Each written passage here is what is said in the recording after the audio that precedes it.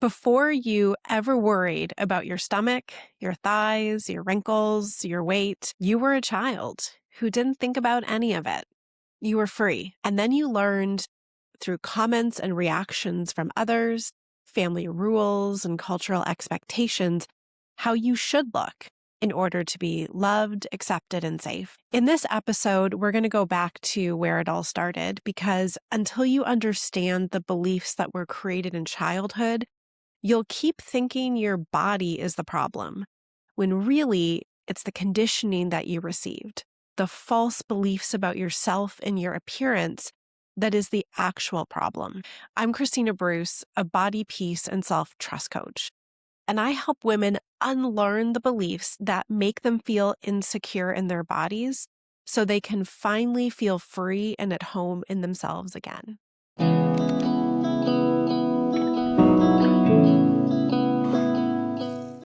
Have you ever been around a small child lately? Usually around 1, 2, maybe even 3 years old. How do they seem in their body? They seem free, don't they? I mean, do you ever catch them looking at themselves in a mirror and making silly faces?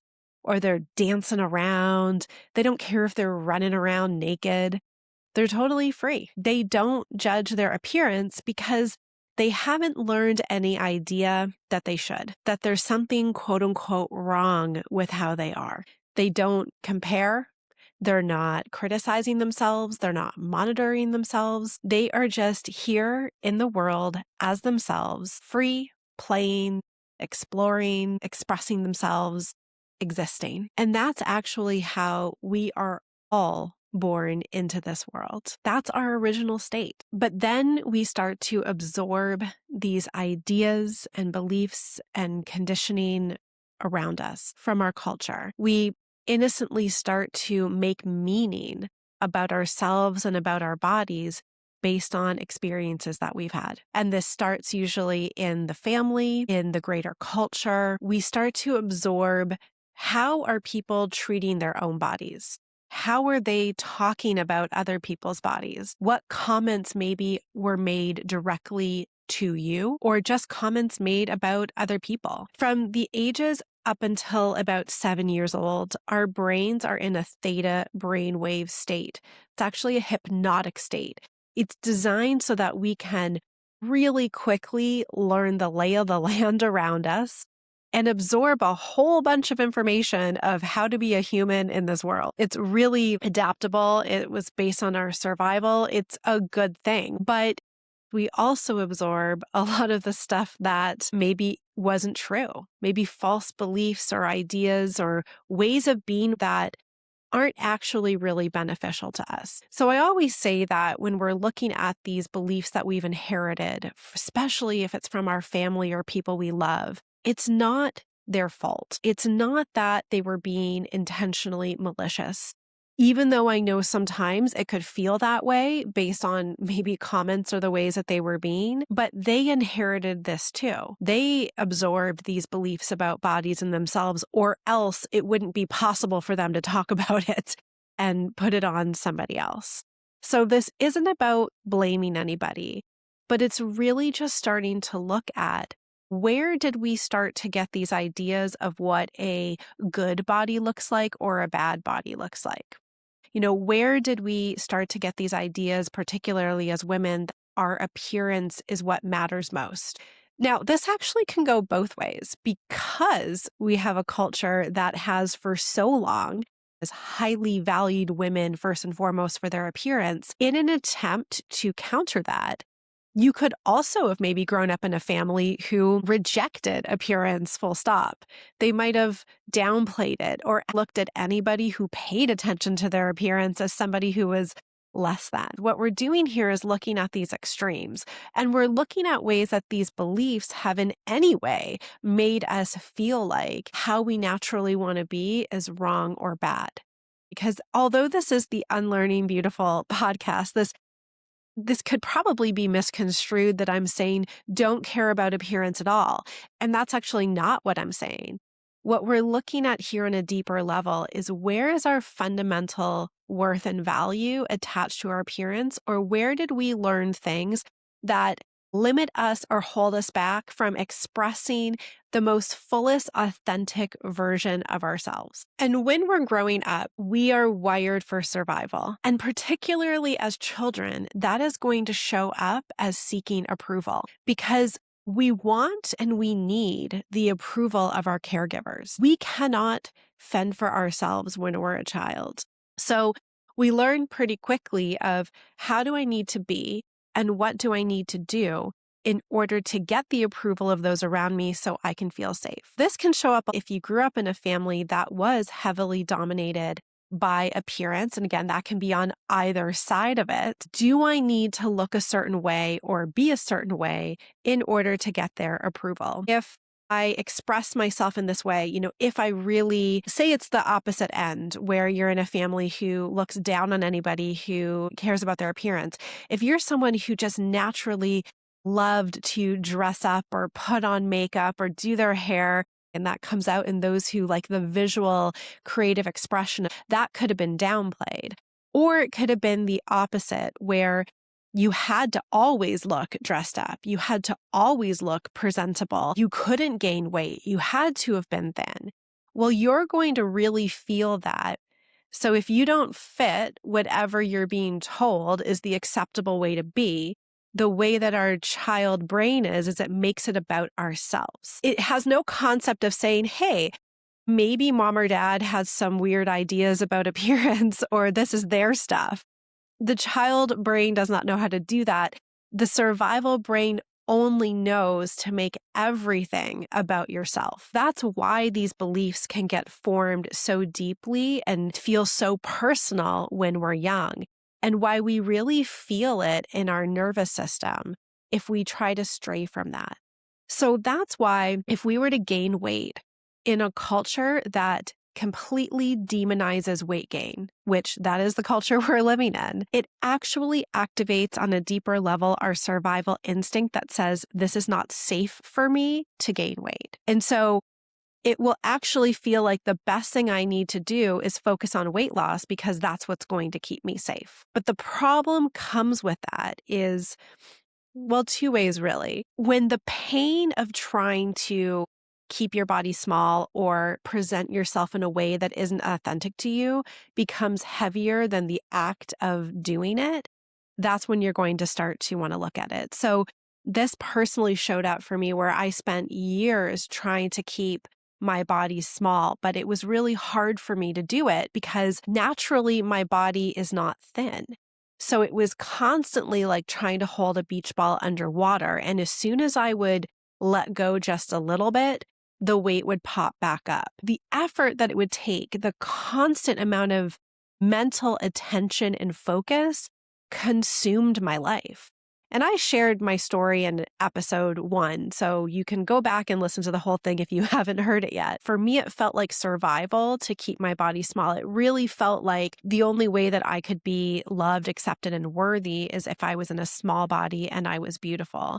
But the pain of trying to keep doing that just started to become too much. And the second piece of it is I really have a desire to be as authentic as I can be, to live as freely as myself as I can be. And that's sort of a note of a broader part of this journey when you do this work of body peace and body acceptance, as you start to see that this comes out now in other areas of your life too. It's greater than just this. But to me, those are the two main drivers of even wanting to be going on this journey in the first place. So many of these beliefs and this way of being becomes subconscious. It's the way that we operate in the world. It just feels normal. And we see it around us too, because almost everybody else is doing this. It's trying to manage their weight in some way, focused a lot on their appearance because of exactly this.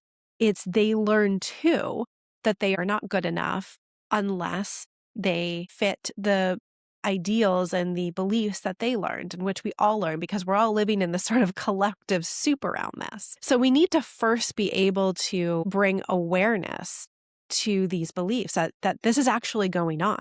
Right now, for the most part, it feels like these ideas of fat is bad, fat is ugly, you're unattractive if you're fat. And then, of course, broaden that out to looking old or looking frumpy or like whatever it is. Unless we actually start to question them, they just seem like they're fact. So everybody is running around spending all this money, this time and energy to match the beliefs that we've all been conditioned with to say, phew, I'm safe.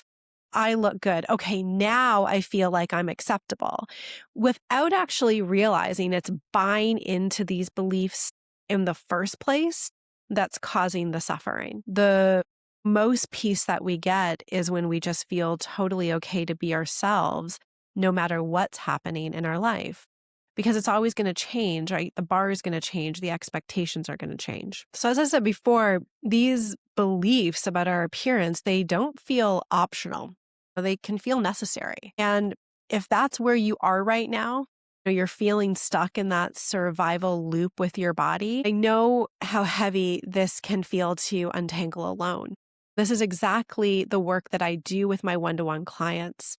In my private coaching, we go back to these roots and we safely dismantle these old survival patterns so that you can finally live in your body without the constant monitoring and shame. I keep my practice very small to make sure that we can do this work deeply together. If you're ready to see if a one-to-one spot is open for you, you can click the link in the description below for a free body peace clarity call.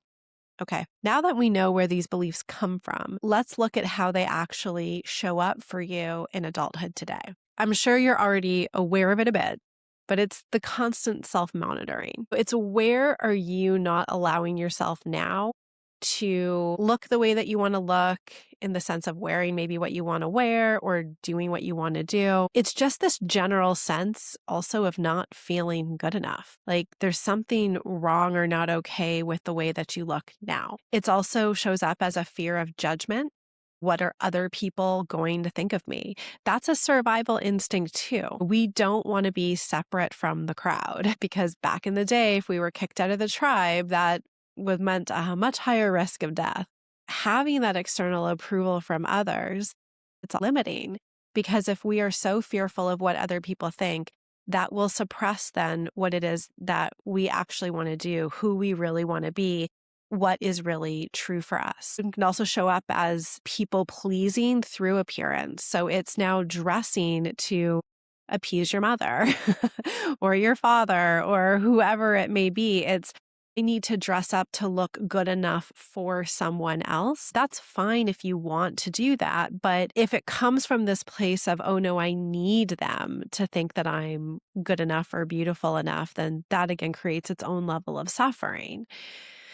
So just take a moment to notice, where am I not really being authentic to myself? Where am I stopping myself from eating how I want to eat? Or I'm forcing myself to work out when really I want to do something else. These are all the ways that these beliefs that you've been conditioned with are showing up and affecting your behavior. Again, if the pain of that is becoming greater than the act of constantly keeping up, then that's the time to really start saying, I want to be able to be free of this and do something different, because you can. And a really good place to start is to just notice that the emotional pain that you feel when you don't feel good enough, when you feel like your body is the problem, when you feel less than, is actually the signal, not that your body is the problem or that whatever your mind is telling you about yourself is true. It's actually pointing you to the fact that there is a belief that is active in your system right now that goes against what, let's call it your deeper self, your higher self, your true self believes about you. It actually runs counter to the truth of you. So Byron Katie, who is one of my most foundational teachers, I guess you could say, she always says, when a thought hurts, it's not true. Using her process, the work, it was such a catalyst for me actually being able to see that whenever I was feeling emotionally upset, if I was to pause and question it, I could really go back and find that there was some way that I was viewing myself that was not true. In the moment when you're feeling the pain, you're really believing that what the mind is saying is true. It feels totally real and true, especially if other people around you agree with it. So then you think, well, yes, of course it must be true. Yes, it is true that weight gain is bad. Yes, it is true that getting wrinkles is a problem. When other people believe it, it can feel extra true, but the pain is telling you it's not.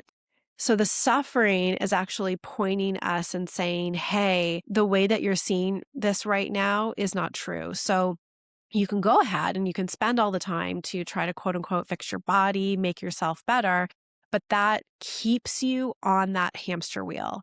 It's like keeping all the balls in the air all the time, and new ones get added as you age. If that's feeling exhausting, then, well, you're really in the right place, because you don't have to be keeping all the balls in the air. The invitation is to actually go deeper and see that what you're believing is what's causing the pain in the first place. And that's actually where the freedom and the peace that you're hoping that the change in the body will give you, because it does give you relief temporarily, or else we wouldn't do it. We know that, yes, if I lose that 10 pounds, I feel better for a minute. People compliment me. I feel better in my body. But is that hard to maintain? Because if it is, well, there's a way that you can actually feel that okayness without having to go through all of that process and management and control and suppression and everything that's involved in that. You just actually need to see what are the beliefs that are underneath that are making you feel like you can't relax. So bringing awareness, as I said, to these often unconscious beliefs is the first step. When you're feeling bad about your body, just start to check in and say, what am I thinking right now? What am I believing is true?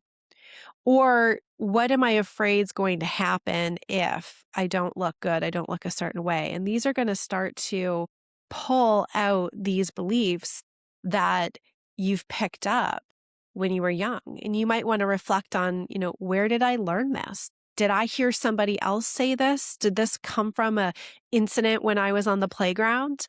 I remember, I think I was in the 3rd grade, and there was this boy I was friends with. And I remember one day on the playground, he called me a fat tub of lard. I was young. I didn't really, firstly, it threw me off. I'm like, weird. Like, where'd that come from? But I knew enough at that stage that that was an insult, right? Like, he said it to be mean to me. And so there you go. It was like there was an association made. Fat, insult, bad, don't want to be that. It's the repetition of these that ends up creating these beliefs over time. And another way that you can start to kind of break through this is to look back at your childhood and notice, can I remember a time when I actually did feel free in my body? I can remember times doing cartwheels and going swimming and not caring at all about how I looked. That's the preconditioning period. Now, I know it's also totally possible that you have no memory of that. That's actually really common with a lot of the clients that I work with. They're like, nope, I don't have any memory. And truthfully, we don't remember very much from our childhood before the age of 7 anyway. So when we were in that theta brainwave state, where it's tougher for us to actually retain these long-term memories. It may be you would have to go back to being 1 year old. And I don't know about you, but I don't have any memories from that time. So you may not have any conscious memories of feeling freer in your body, but I want you to know that there was a time that you did, in that sense of not feeling like how you looked said something about who you are, because, well, at one point you were a baby and you didn't know how you looked. Let's just say that at least as early as that did exist. So you don't actually need to change or be different or become someone different. You need to unlearn. You need to unlearn these ideas that you innocently believed that said, I need to be different than I am in order to feel okay, in order to feel worthy, in order to feel confident, in order to feel good enough. And listen, I understand that it is hard to do this work in this current culture.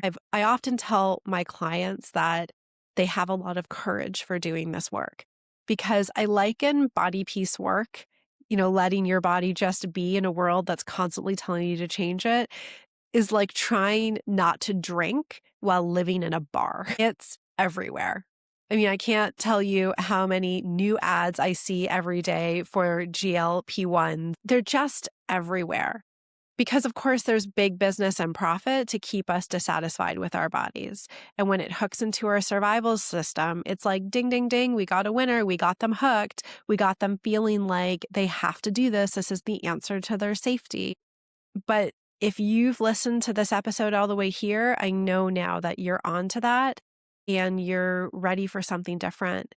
Because again, doing that is the hamster wheel. It does give you a brief sense of safety and security, or you may be on it because you feel like I can't do anything else. I'm following this because nothing else has worked for me. Well, there is a different way, and it's looking actually at the deeper foundation of what is creating the suffering. So in our culture too, we're given solutions to the problems that our mind creates. We're not actually being pointed back to what is creating these problems. The problems that we experience exist in the level of the mind because how we experience ourselves in the world is through our mind. It's why you could line up 100 people and you could show them a similar, scenario or image, or let's just say body, and they would all have a little different take on it. It's why a husband can say to a wife, I think you're beautiful and sexy. And the wife is like, I have no idea what you're talking about. No, I'm ugly and terrible. Well, what's going on there? If it's the body that's really the problem, then the husband should see it as a problem too, but he doesn't. Why? Because he's looking through a different mind. He's looking through a different lens. So that is actually the place that we want to look. That's where I look. That's where I go with my clients. And when we go there, it changes everything for the better. So body insecurity is not really about your body, not the emotional insecurity that you're feeling. It's about old conditioning. And you can absolutely return to the true essence of you that existed before the conditioning was put in place. Because it really has not been your body that was the problem all along, or the way that you were being, but the beliefs that were made around it. If this episode today is bringing up memories for you, these old rules that you're still carrying from childhood, remember, awareness is the very first step towards that freedom. So in addition to my one-to-one coaching, there is another way that I help with this specific unlearning process. I have a body peace video series that I don't actually have listed on my website. It's a deeper dive resource that's reserved for my email list community. But I want to share it with you here because it includes a powerful visualization exercise that is designed to help you reconnect with that true essence of yourself that's there before the conditioning started. It's really powerful. It allows you to actually experience the truth before these beliefs about your body were adopted. Because you're a listener of the show, you can use a promo code UNLEARN20 for $20 off the series at the link in the description. And if you aren't quite ready for the paid series yet, please grab my free guide to body peace. It's the perfect entry point to help you start noticing these beliefs in your daily life. I want to remind you that that sense of freedom didn't disappear. It just got covered up. I want to help you come home so that you can experience that freedom again. I'll see you in the next episode.